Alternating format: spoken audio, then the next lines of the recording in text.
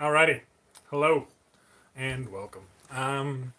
This is Escaping Dystopia. I'm your host. My name is Wall. Today is looks like January 23rd, 2019. Tonight's episode is the State of the Union is screwed. Um, so the way we do this show here, I'll be doing these over here on the Facebook or on the YouTube here for the next little bit. Apparently, there are words that are fairly commonly used in Australia, but you can't use them on Facebook. When talking to Australians who are trying to troll various groups. Anyway, so the way we do the show here on Escaping Dystopia, I'll do a quick run through of the top stories with just the facts. If you run into any problems with my factual discussion of events through the first run through, please let me know in the comments. This is kind of an ongoing refining process, an iterative process as I try and do this right. And then we'll go through again and I'll tell a little bit about the feels. So we get started right away. The State of the Union address is currently off. There's been a bit of drama back and forth on this. The new speaker came in on January 3rd, immediately extended an invitation to the president to come on the 29th. The government was shut down at the time, but nobody expected it to continue to be a record shutdown, of course, since you don't anticipate a record shutdown. So then he acted like then she sent another letter on the 16th, I believe, saying, I don't know that it'd be right to do this during the shutdown. Can't really do security. Then the Homeland Security Secretary, who has an issue with honesty, and that's a fact because there's going to be hearings on this, came out and said, no, security will be fine. These people, they're not getting paid, but they'll still be there. Everybody will be okay. And then the White House said they were basically planning on showing up next week to give the State of the Union. Then today, the speaker said, until we get a joint resolution, which isn't going to come until the government is back running, it's not going to happen. So basically saying no joint resolution, no State of the Union. We'll talk about that a little bit more later. Shutdown update. No real progress. We got votes coming Thursday. There's a couple competing Senate bills. There's a wall bill and a not wall bill. Both are expected to fail. This is now the longest shutdown in history. We'll talk about a little bit. This is not the entire U.S. government, only 1/4 of the U.S. government. Roughly 800,000 people are currently furloughed or deemed essential. Essentially, the way it can work, nobody gets paid, but the question is whether or not you'll get paid later for work. That's actually still not to be determined. There's also one of the things that's happened to our government over the last, 10, 15 years is we outsource a lot of stuff to contractors, and they are all not getting paid, and it's very unlikely they will get back pay. So most of them are not working. We'll talk a little bit more about this a little bit later, about what this could mean for us.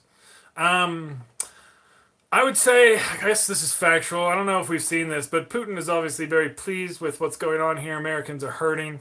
Michael Cohen, the president's secretary, or former personal lawyer, who's planning on testifying in Congress on February 7th, has now rescinded that offer because of threats to his well-being. There's a couple places where these threats are coming from. The Russian mob, and the president, who actually went on Fox News and threatened his family, his father-in-law specifically, about just repercussions if he were to test. It's funny, and we'll talk about this a little bit more later, but the president's lawyer said that, obstruction of justice doesn't happen unless you're threatening a guy's family or something. So there have been more family separations than we were told recently. We'll talk a little bit more about that and some of the other immigration stuff. The numbers looks like there's about 15,000 kids that they've taken so far, and we don't know how many have been pulled apart and not returned in the slightest. So we'll talk some more about that on the second time around. Chinese cloning and cotton. As was somewhat predicted here a little while back, the Chinese government did not look too kindly on the Chinese scientists creating CRISPR babies that had been gene edited manually. They, in fact, deemed his work illegal and unauthorized. We'll see what his fate was. He was disappeared for a while, then they found him in some apartment buildings, and now they've officially come out and said that his work was illegal and unauthorized. What they've also done, China, over the last few years, and this is again why Firefly was such a somewhat prescient show, if you guys are into the sci-fi. The Chinese space program put a probe on the far side of the moon, which had long been an interest for other scientists. And apparently they were growing cotton on the moon. It actually sprouted, but apparently then froze because it's cold. Very cold on the far side of the moon. Old people and fake news. Turns out there's been a couple of retroactive studies on this whole phenomenon, and it turns out still Republicans. Gosh, who could have figured that one? So the AOC phenomenon. We're going to spend a little bit of time talking about this, probably one of our bigger topics for the night, because it actually, for politics discussion in the U.S., the way that things have changed over the last, since this session, has been quite interesting. The way that the media can blow something up nowadays is incredible. And so we're going to talk a little bit about that, and we're curious to see where that's going to go. In national, and there's actually a number of things we're going to talk about that have been really fun to see. But national embarrassment news: the national champions of the United States, they won a national football championship. They went to the White House, and because of the shutdown, the president gave them fast food from Wendy's and McDonald's. Talk a little bit more about that later, but that to me was a national embarrassment. It also has come out now that the White House press staff, we're not sure exactly who, but somebody has been photoshopping various photos of the president to come out, making him both look thinner and, I kid you not, with longer fingers. And you can overlay the originals in a number of places, and they've got this whole breakdown of this that I've seen, and it's just, that's where we are right now. So that's national embarrassment news, and then we'll talk about a little bit of science stuff at the end. We can go ahead and start covering that now because this is all about the facts. We saw rain on Titan. There is a moon, goes around Saturn. Now, the curious thing about Titan, it spins around like our Earth years. There's 28 of those before Titan does one revolution. So they have seasons, same kind of thing, about 7.5, 8 years long. Yes, that's quite the winter. When it is coming. We're actually, I believe, coming out of the winter there. And so they saw the sheen, basically the reflected light that was indicative of recent rainfall. In this case, it's not water rain, but more likely methane, liquid methane. Which would be wonderful for bringing people back if we send them there, right? So, anyway, I'm all for space exploration on the pronto. And there was also, and we'll cover this now before we get to the opinion stuff. There's been what measles does. There was a recent, pretty big outbreak up in Washington in the state where in this anti-vaxxer community. Just hurts to hear about this stuff because these are kids that get sick. So anyway, they found out because there'd long been, I guess, and this is not something that I was particularly aware of, but once the inoculation for measles would hit a particular society, you would see child mortality rates plummet. And plummet in a way that wasn't completely explainable by just the measles, because it's, while measles can be fatal, it's not a particularly fatal disease, but it is very virulent, right? It's through the air, it sticks around for a long time. Apparently, I was reading about this week, a couple hours after somebody with measles has been in a room, somebody else can pick up the virus, so it's very, very strong. It's been around a long time. And apparently one of the things that it does as it ravages the body, and this is what they found out, and this is why when you start to do inoculations, mortality rates plummet so much, is because what the measles virus does as it racks the body is it actually wipes the memory of your immune system. Remember, if you will, this is some immune theory, as the body is exposed to various pathogens, right, things that can cause disease, we build up a kind of a database of those. So you build a natural immunity, is kind of what we call when you recover from a disease. And this is the system that, of course, is exploited by vaccines. So what measles does is when it comes in and goes through, right, when you're done, your body doesn't remember any of the diseases you had prior to that. So if you had chicken pox and then you recovered and got your immunity and then got measles, then you could get chicken pox again. And so that's one of the things, and that's why these inoculations and understanding the science of how this stuff works is so important to our lives here on the planet, and them being lives of relative pain-free joy and moments of that, and not just constant suffering, which is certainly a way that existence can be. And this is one of the things where understanding germ theory has really helped to elevate the human experience to where we expect not to be suffering and pain and die screaming. So please vaccinate your children and yourself. Flu shots if you're in that particular vulnerable area. I used to not get my flu shots when I was younger, being a very strong man, healthy man.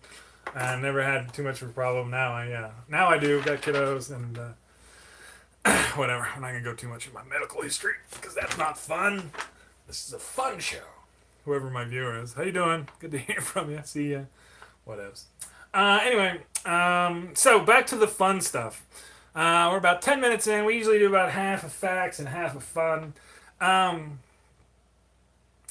So the State of the Union stuff is I think personally I'm happy. I'm glad to see this. I wouldn't want to see the president again go into Congress and just lie, and especially when he's lying about this kind of stuff. And this claim lately that the wall would reduce crime by 50% across the country, all crime. It's absurdly ridiculous.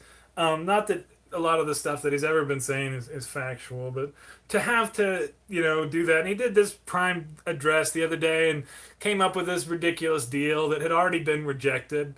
Right, and he'd probably come there and say about how he's been so magnanimous and that the Dems are just so radical.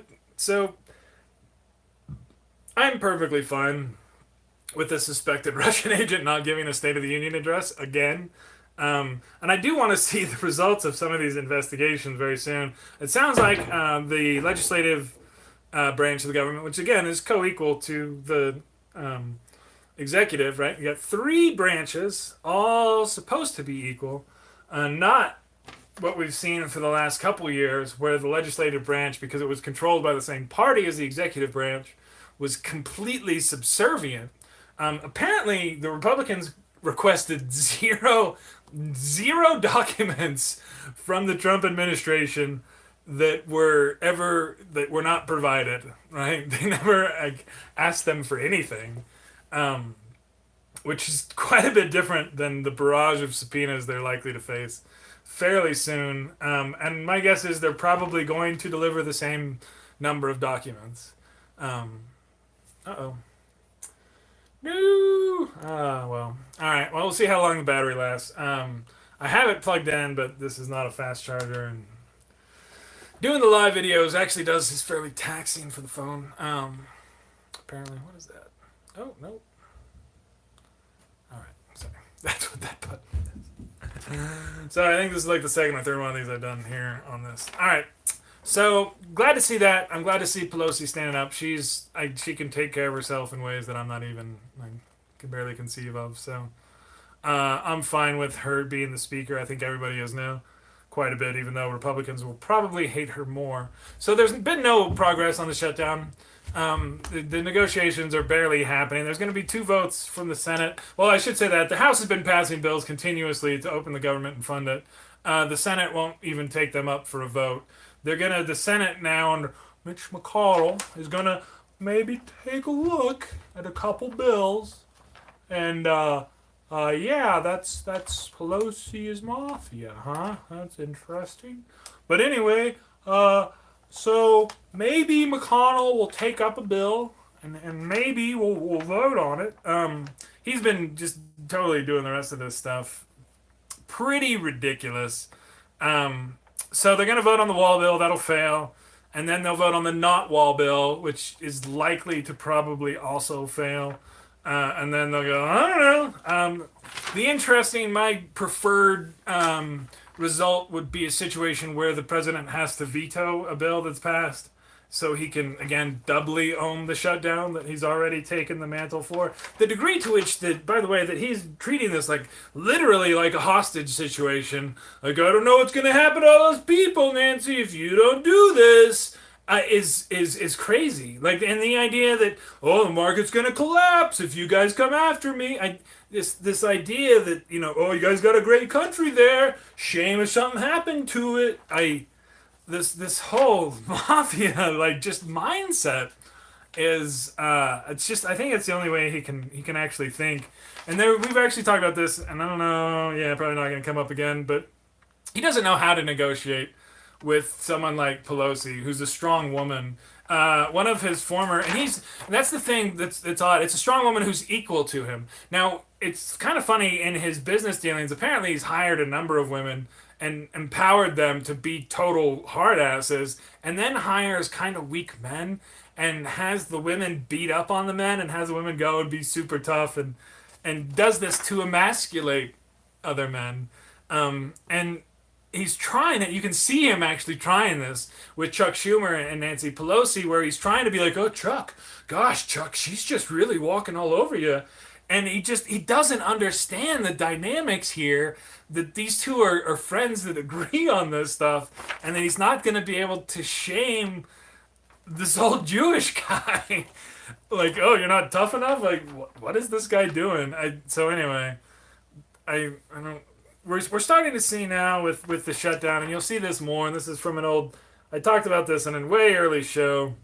So much of this stuff that a lot of the government does, like take out the frickin' trash, right, is not something that people really attribute to that necessarily, because they don't take out your trash, right? It's trash at the national parks. Now we're seeing flight controllers, and apparently the FBI is really running into some bad places, which you don't really want people who are trying to do bad things to know this stuff, because this is when things can kind of start falling apart even more. Some of the stories coming from the families and stuff is pretty is disheartening. There's a lot of pain out there for this. So more family separation. So it's come out this last week that the Department of Homeland Security was doing a lot more family separations, as they're calling everybody who comes across the border a criminal, and then taking their kids away. We're going to see some numbers. I think they're going to be pretty jaw-dropping. And when you talk about 10, 20,000 children, the hypocrisy level of that, this is the only time I'm going to mention the MAGA teen and those little douchies, that the White House is like, oh, how can you destroy the lives of these poor little teens, while the same people are literally tearing families apart as policy, intentionally inflicting pain on families to try and discourage them from trying to live the American dream. It's just the level of hypocrisy is mind-blowing. It's so stupid.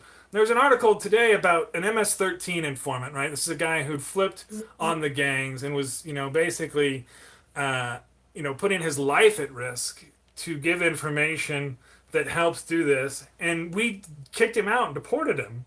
And now he can't help us. He's actually trying to get asylum in the EU, because if he goes anywhere near where he's from, he's going to get torn to pieces, because he turned on them to help us. And we shit on it. Just like they're doing to the Kurds in Syria, as we turn on them after they helped us, because, again, the president doesn't have any loyalty to our country. It's to himself and his money. And it's getting more and more apparent. And now we've passed that 2-year mark where, and even blaming the Democrats for the shutdown when he owned it and Republicans were in control when it started, it kind of blows the mind a little bit. And all of this while border crossings are actually literally at a 20-year low. right? And definitely the president gets some credit for being intimidating, being such a douchebag asshole that nobody wants to even come to this country. But and that's actually been a big change as far as the makeup of who is coming. And the idea, even now, with the racist morons go with, oh, it's all Mexicans. It's not, and then there's other issues in other places. And then the idea that you would cut off aid to those places, when the reason people are coming here is because their countries are collapsing, or at least not able to be. It again doesn't the mind blows.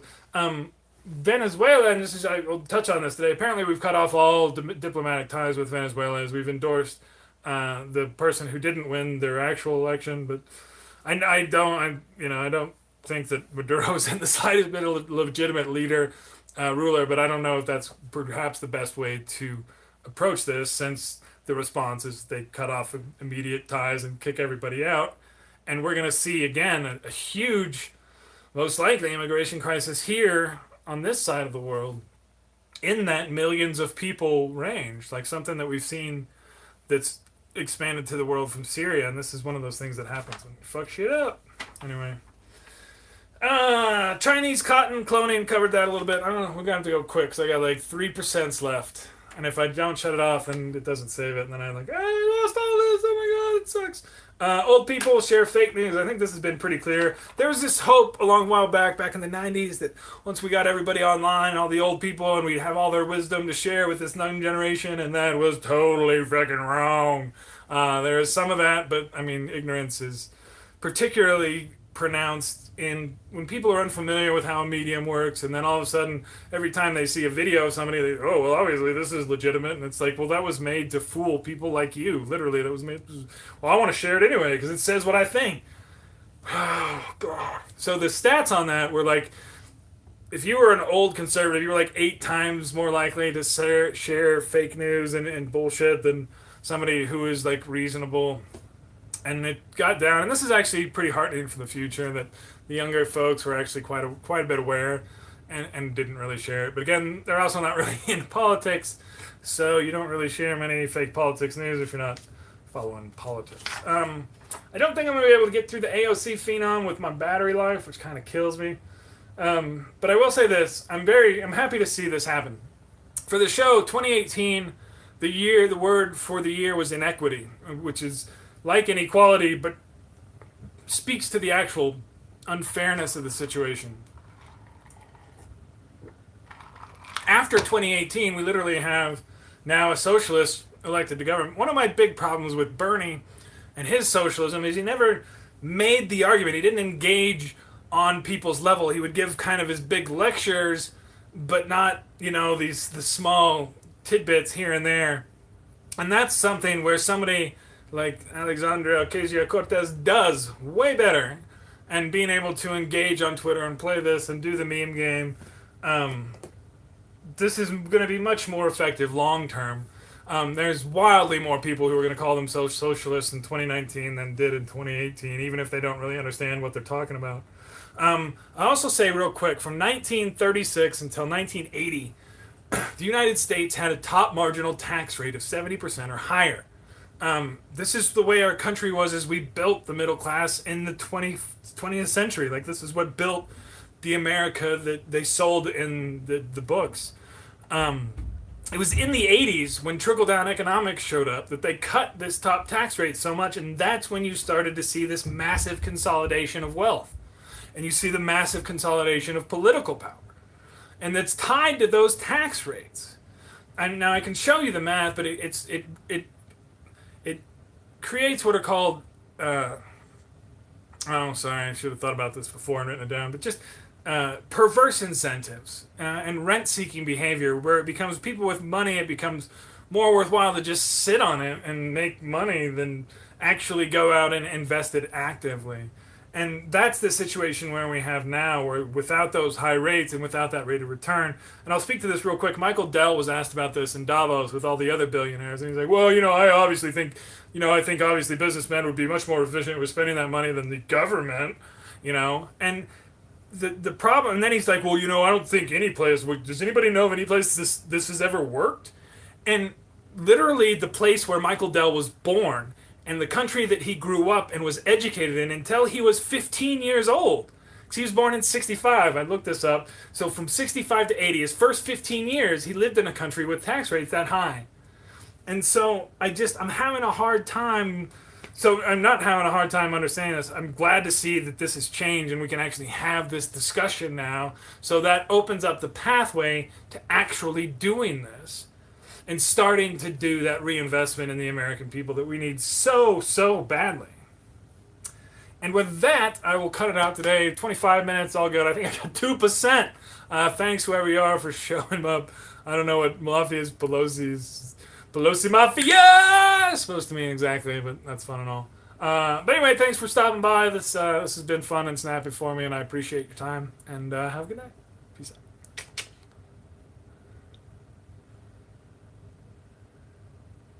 So